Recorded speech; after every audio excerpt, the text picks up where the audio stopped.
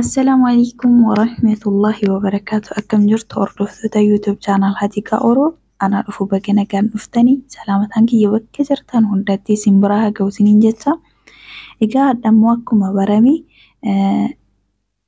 manoota gurguraa sadan tokko qabadhee isiniif dhiyaadheetiin jira. Kanaaf haga xumura viidiyoo keenyaatti na waliin turaa isiniin jecha. Asumaan immoo warri channel kanaaf haaraa taatan subscribe gochuudhaanii maatii kiyya ta'a. Akkasumas immoo like share gochuudhaan hiriyoota keessan biraan ga'a. Akkasumas immoo yaada qabdanu gaarii isaa ta'u badaasaa ta'u komentii jala naaf kaa'uu hin dagatinaa. Yaadni keessa waan baay'ee na gargaaruuf komentii jala naaf kaa'uu hin dagatinaa jechuudha. Egaa akkuma beekamu kanaan duratti wantoota akka arabiyaa majlisii fi soofaa mana keessaa meeshaalee mana keessaa walumaa galatti wantoota tokko tokko qabadhee isiniif dhiyaadhaatiin ture. Baay'ee illee ta'uu baatu jechuudha.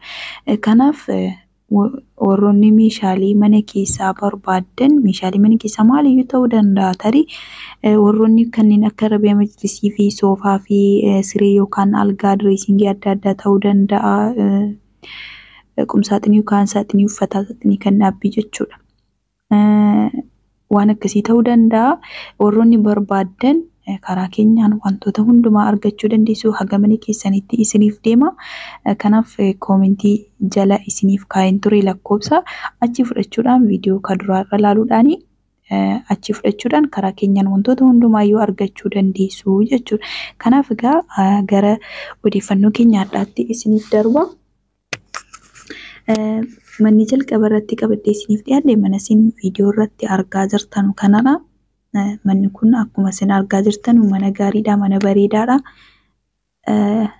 Mana baay'ee tokko qulqullina seeraan ittiin ijaaramedha. Manni kun kan argamu magaalaa Jimmaa bakka Kittoo Barrii bakka jedhamutti argama. Kaaree 200 irratti argama. Seera qabeessadha. Ifaaf bishaan illee ni qaba.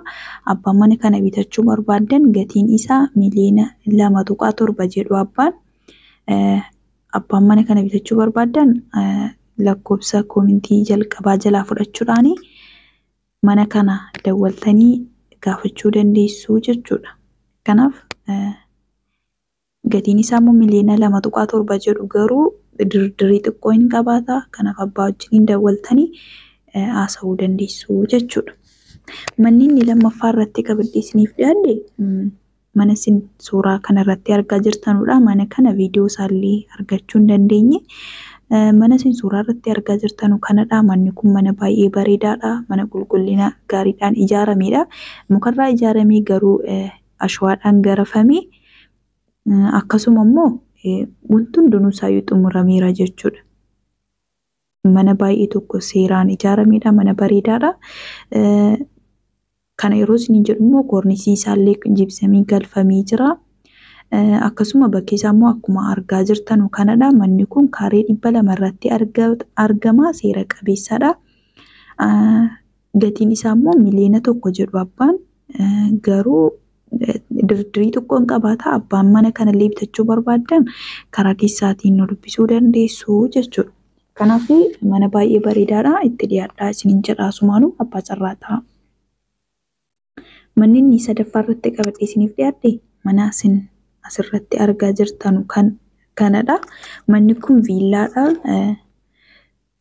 Inni kunillee magaalaa Jimmaa Diippoo bakka jedhamutti argama. Seera qabeessadha. Gatiin isaa immoo $7 jedhu abbaan. Kan viidiyoo isaa ilaallee walitti deebinaa jechuudha. Viidiyoon isaa keessummaa isaa kun akkuma isin argaa jirtanu kanadha. Kana fakkaata.